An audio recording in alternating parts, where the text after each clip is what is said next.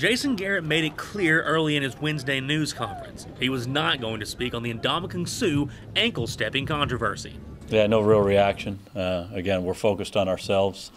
Obviously, he's a good football player. They have a good defensive team. He's a big part of it. Head coach Jason Garrett may not have had too much to say about the NFL's decision to let Suh play on Sunday, but he did talk about the defensive line for Detroit Lions and how they're going to match up against the Cowboys' strongest unit, the offensive line. They certainly have a great defensive line. They got a lot of good players. They've used a lot of resources to build that defensive line, and we understand what that challenge is.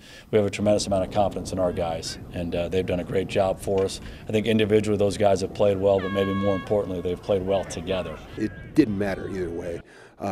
They have a lot of great players on their defense, and would have been fine without him, but are also, that much better with him on that team.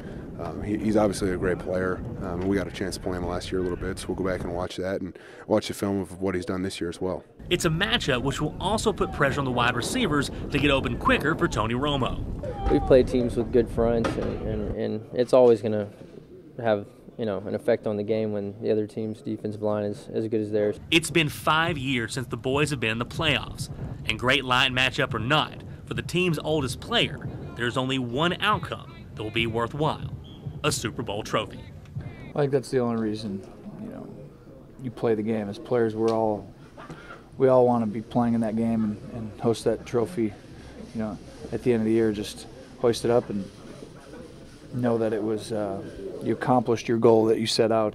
Up to this point, the Cowboys have silenced many of their preseason critics, going 12-4 and winning the NFC East. But without a win against Detroit on Sunday, all that regular season success will be all but forgot.